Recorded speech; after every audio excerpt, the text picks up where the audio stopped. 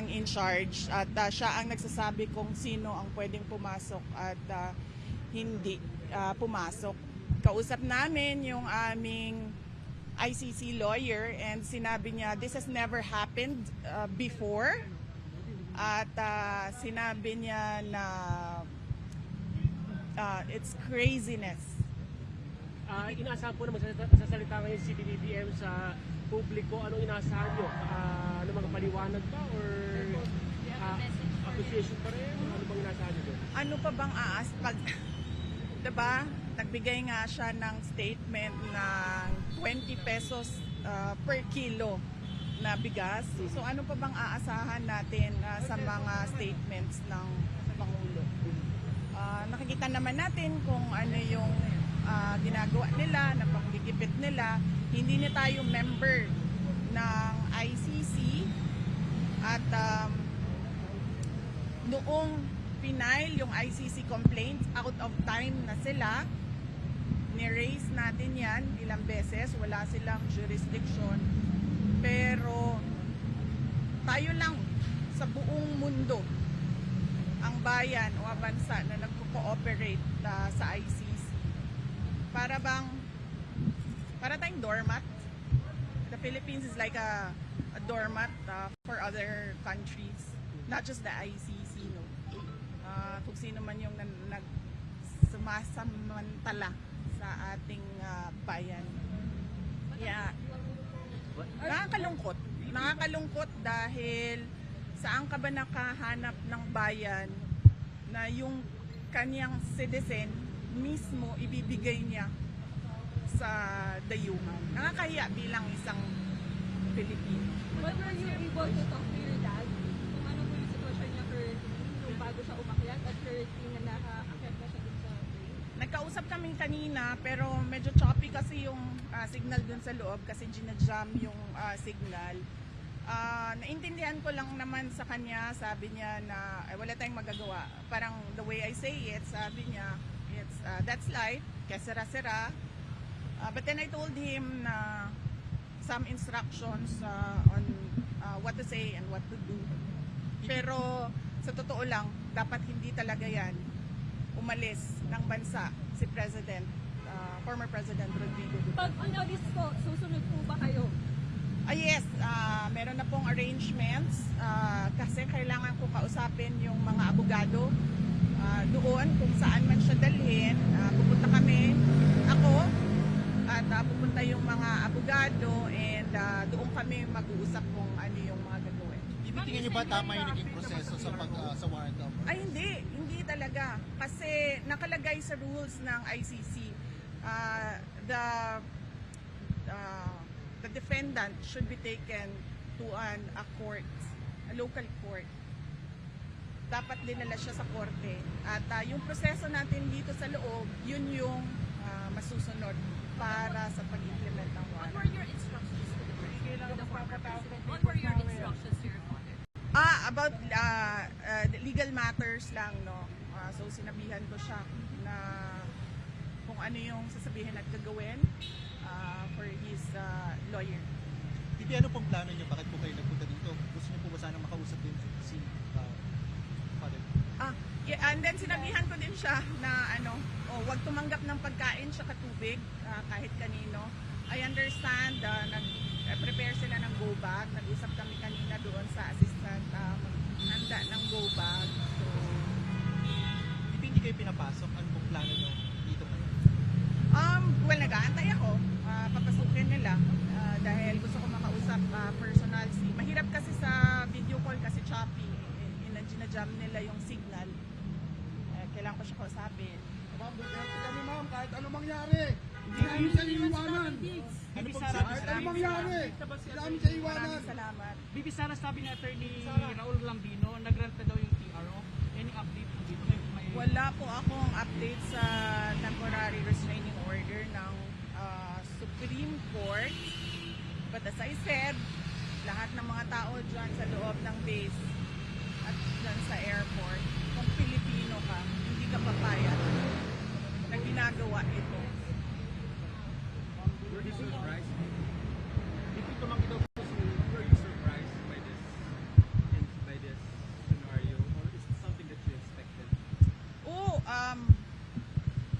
moment that I was still in the cabinet when this was mentioned, and the moment that I talked to the Justice Secretary, and then I noticed that he had very vague answers. We already started to prepare, but I have a different set of lawyers than President Duterte, so we have a book about what to do and all the research materials about ICC. So that is what we did, and then we shared our drafted petition. We had two for me. We shared it with the team of PRRD. VP, I know this may be a sensitive question, but have you reached out to the President itself No. regarding the matter? No, Why not? because the way that they are doing it right now, there's no talking to the president, because it's very easy for him to say, do not turn him over to the ICC. You can detain him here, wherever in the Philippines, but do not send him wherever the ICC says. You have a message to BBM. BBM, if ever na madala kayo sa daig si dating ako ni Marcos, kailan po ba so? Ay, siya, padala mo doon. Oh, sorry. Dating Pangulo na siya, very soon. Ano? Very soon, why? Yes, Very soon. If ever Ano pong nadala message niya niyo ngayon kay sa daig, BBM? kailan po kayo susunod doon? Okay. Well, nag-aantay. And then, immediately, pag pinilit nila kung ano yung gusto nila at hindi yung tama, susunod ako. Kasi kailangan ko kausapin yung mga abogado dito. Ma'am, BBM very message soon, why? mo kay Bakit why? BBM. Ay, Ha? Sa tingin niyo po ba nagiging personal na po? Oo. Very personal. Nakikita nyo naman. Nakafile sila ng impeachment ng ang basis nila is hearsay and gossip. So, it's very personal. At sabi nga ng lahat ng kumukwestiyon sa ginagawa ng administrasyon ngayon, this is a diversion from the failures to deliver good governance and decent public service to the Filipinos. Message po kay BBM. Wala akong message sa kanya. I don't think there's talking to a person who will allow a citizen to be turned over to foreigners. BB, can you confirm hindi ba kayo pinayagan pumasok or naghihintay kayo ng clearance? Hindi kami pinayagan. Ilang beses na kami paalam, paulit-ulit. So, hindi kami pinayagan. Sara, bilang simpleng mamamayan, ano yung pwede namin magawa para kay Tatay Diggs? Accountability. Transparency and accountability from the government. Tinatanong natin kung anong nangyari sa PhilHealth. Diba? Tinatanong natin kung anong nangyari sa budget. Diba? Kami nabulong, sila nakikinabang. Huwag nilang ilihis yung usapan sa mga gawa-gawa nila na mga akusasyon. What's your message to the critics of the former president saying that he had it coming? Sila nakikinabang. What's your message to the critics of your father that he had it coming? Sugal ng mga tao yun. There is no legal basis at all to turn over or to endorse the president, the former president, to ICC. So, wala silang, kung para sila sa justice at sa batas, walang batas dito eh. So, nasaan sila? So, does that mean na parang we had it coming even if hindi sumusunod sa batas? Kaya nga sabi ko kanina, diba? Sabi ko, gagawin nila kung anong gusto nila kahit hindi tama. Gagawin nila kung anong gusto nila kahit mali. Huwag tumagilan po yung DFA. Sabi ng DFA, hindi sila nakikipag-usap sa ICC. Pero may issue, ma'am, na ang nasa likod daw po nito is si former Senator Trillanes. Well, siya yung nag-file. Diba? Siya yung nag-file ng complaints and siya naman yung nagbibigay ng updates about sa ICC. Lagi naman tayo ina-update Trillanes sa mga nangyayari sa ICC. So yes, of course, siya din ang nasa likod nito. Ma'am, next move lang, sorry ha. Kasi crucial itong gabi nito, pag hindi may labas yung PRO, ano next move nyo? Wala. Hawakan ko ba yung bulong ng airplane na yan? I-stop mo. How are you feeling, ma'am? Yes, so yes. Sinasabi ko lang sa inyong lahat, kung Pilipino kayo, huwag kayo pumayag na ang isang Pilipino ibigay sa mga dayuhan. Lalong-lalo na pag labas na sa batas yun. It's actually some sort of, I don't know, what do you call it? State kidnapping? Parang ganyan na yung nangyayari. And all because, 32. Kahit kumakain kami dito, para kay Duterte to. Tama. and Para all kay Duterte to, baka kumakain tayo. because,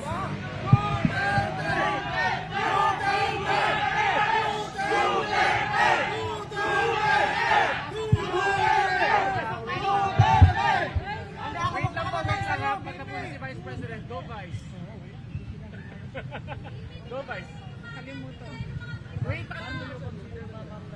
Kahit kumakain kami dito. Sa PRO, Kaya pa rin. Kalimutan. State kidnapping. State kidnapping ka na lang. Yes. And all because mukhang matatalo sila sa midterm elections.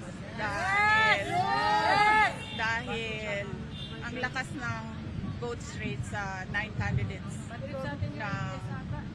PDP laban. At mag-ingat kayo I warned you about the budget. Pero ko, ma'am. I'm warning all of you about election cheating. Ma'am, ako, ma'am. VP, ano do you think should be held accountable dito sa mga nangyaring senaryo ngayong araw na to? Sino? Ang entire administration. Yes. Ma'am, pag di ka tumakbo sa Presidente, hindi na ako pupunta sa Presidente. Ma'am. Yes. Kasi sobrang lakas ng block voting ngayon. Lumalakas at nag-snowball yung block voting ng 9 candidates ng PDP laban. At hindi lang yan. This is all about the 2028 elections. And I'm warning you, kung meron man 2028 elections. Nakita nyo na, diba? Sinimulan nila sa People's Initiative. Hindi sila nagtagumpay. Kasi umalma yung mga tao. Imagine mo, bibilhin yung pagkatao mo para sa kagustuhan nila na hindi umalis sa pwesto. Tapos, sumunod ay impeachment para tanggalin yung kalaban, posibleng kalaban. Ngayon, dahil lumalakas yung PDP block voting of 9 candidates, natanggalin nila si President Duterte. Ma'am, ulitin ko lang po, kumusta po yung huling pag-uusap niyo po? Okay naman siya. Sinasabi niya kanina, sabi ko, nandito ako sa labas ng gate, hindi ako makapasok. Sabi ko, hindi kita personal na mabigyan ng instructions, pero tinext ko na, sabi ko, minessage ko sa kanila lahat na kung sino man yung nandun sa loob, ano yung kailangan mong gawin. And then he said na, huwag ka na mag-antay dyan, umuwi ka na. So, hindi ko rin naman magawa na iwanan ng ating dating Pangulo. Hindi dahil tatay ko siya, pero dahil hindi ko matanggap na nagiging doormat tayo ng mga layuhan. I mean, ganito lang tayo, mga maliliit na mga tao kung ikumpara mo sa ibang bansa. Pero, alam mo yun, dapat may pride tayo ba? Dapat tayo kampi-kampi Pilipino. Ma'am, how is he taking this? Magkaisa tayo. Nagkausap kami kagabi. And he was okay naman. Sabi niya lagi, idaan lang sa legal. Idaan lang sa legal.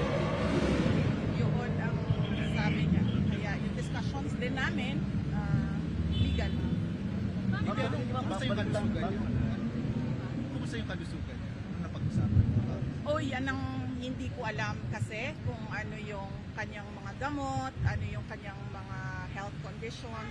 Ang pagkakaalam ko meron talaga siyang mga health conditions kaya siya may nurse na kasama lagi. And then meron siyang mga gamot at meron siyang mga gadget na kailangan na kasama niya lagi. And then ang pagkakarinig ko kanina, mataas yung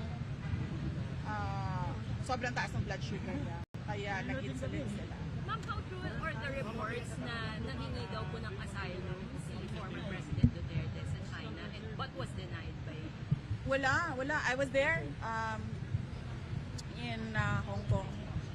Wala siyang kausap from the Chinese government. And in fact, sabi niya, kung maalala nyo, 4 p.m. yung flight niya sa Cathay Pacific, di ba?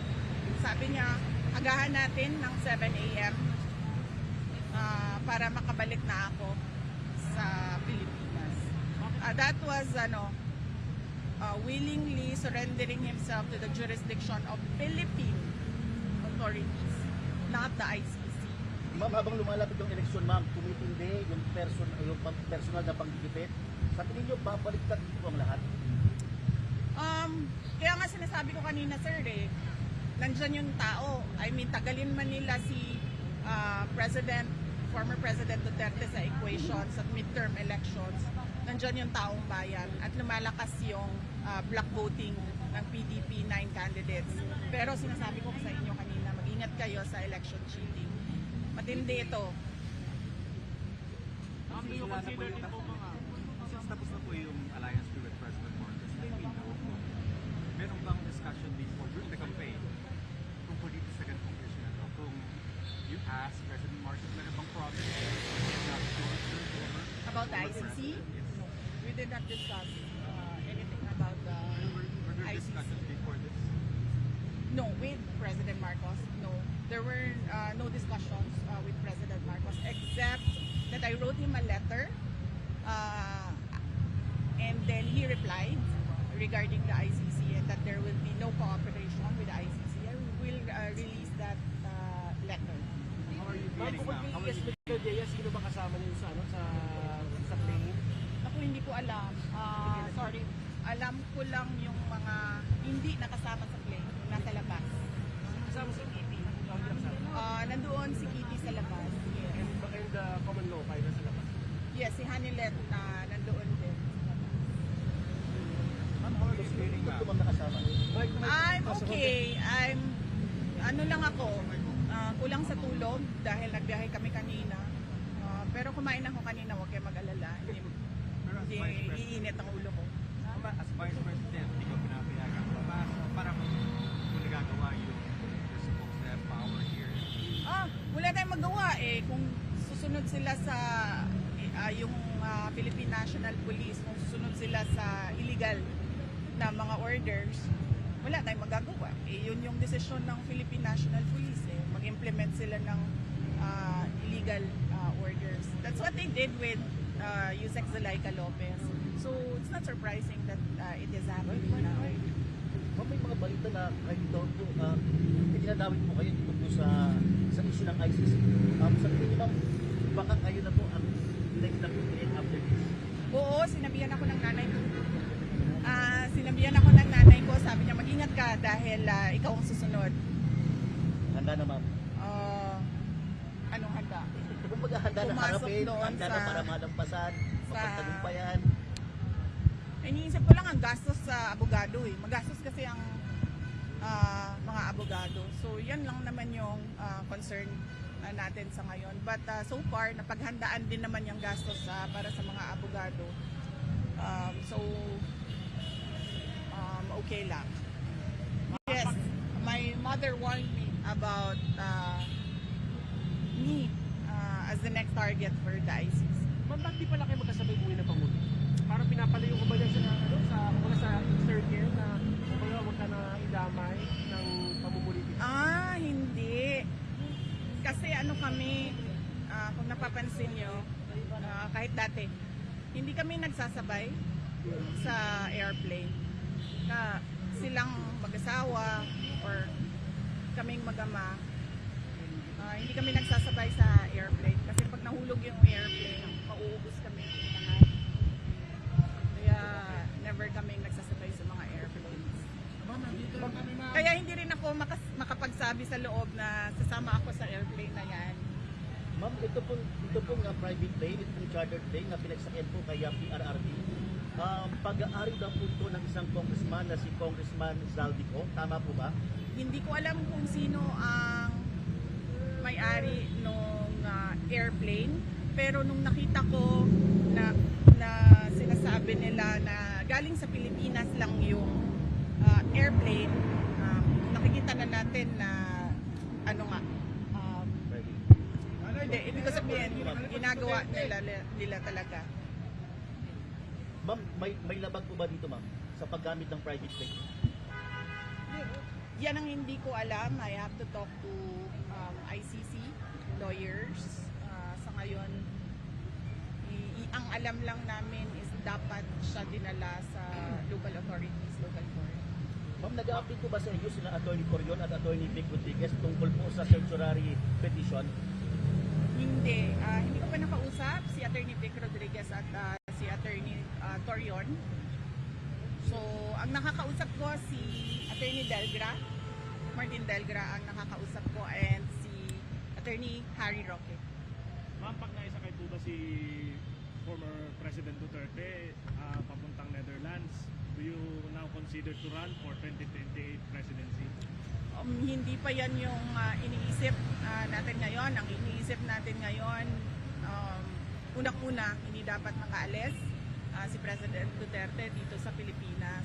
At pangalawa, kung pipilitin man ng gobyerno na ipadala sa Hague si former President Rodrigo Duterte, paano natin siya mapabalik sa Pilipinas? Yan lang muna yung asikasuhin natin sa ngayon. And of course, yung pangangampanya ng 9 candidates ng PDP Laban. Ma'am, sabi nila ma'am, may sinabi si Attorney Dixie Angeles, ngayon lang po ma'am, after po na maisakay sa chartered Lear jet si PRRD, ang sabi niya po, kapag pumalis itong aeroplanong to, mananawagan tayo ng people power. Ano po reaction ma'am? Hindi ko kasi nabasa or narinig yung kanyang statement, so hindi ako makakomment sa kung anong nasabi ni Attorney Trixie. Pero sinusuportahan niyo po ito ma'am? Hindi ko iyan, hindi iyan ang concern ko ngayon. Ang concern natin lahat ngayon ay paano mapanatili dito sa Pilipinas si President Rodrigo Duterte. So tulungan ninyong ng taong bayan, tulungan ninyo kami mag-isip kung paano natin yan magawa na hindi siya umalis dito sa Pilipinas. Tutulungan namin yan. BP, sabi po ni Attorney Delgra, huling-huling daw po niya ng ang family po ay makita kayo, makausap kayo, pero hindi pinagbigyan. How do you feel about it? Well, hindi na nakakagulat yung ganyan na klase na panggigipit sa kanila. Parang I was born in 1978, no? So hindi ko na wala pa akong masyado pa akong bata para maalala ko. Pero kung tanungin mo yung mga senior citizens ngayon kung anong nangyari, matindi daw talaga panggigipit, oppression, abuse, and greed, sabi ng mga nakakatanda. Pero ma'am, kumpiyansa kayo na hindi makakalipad ang aeroplano? Wala akong confidence sa kahit ano ngayon, sir, kasi nakikita nga natin kahit ang ating kapulisan, sumusunod sila sa mga illegal orders. So, kahit kita nyo naman yung pag-file ng impeachment kahit walang basihan. Diba? Okay? Final words na. Final words!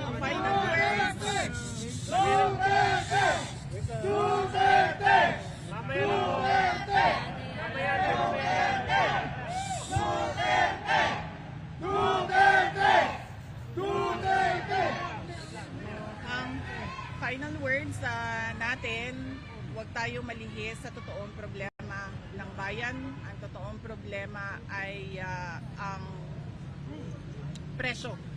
Ang mahal na presyo ng bilihin ang kahirapan ng ating mga tao, ang korupsyon sa ating budget, ang kawalan ng development projects, ang nangyari sa PhilHealth, ang nangyari sa ngayon na tila ba we are stagnant, hindi tayo umuurong forward. Nandito lang tayo nakatayo at walang nangyayari sa bayan, walang nangyayari tungkol sa kahirapan. Yan yung totoong problema ng bayan. Hindi yung ICC, hindi yung impeachment. Ma'am, pahabol. Nakausap niyo po si President, si PBBM, ma'am. Wala. Hindi kami nagkausap ni President Marcos. There's no talking to someone who does not follow on with his promises. Thank you. Thank you po.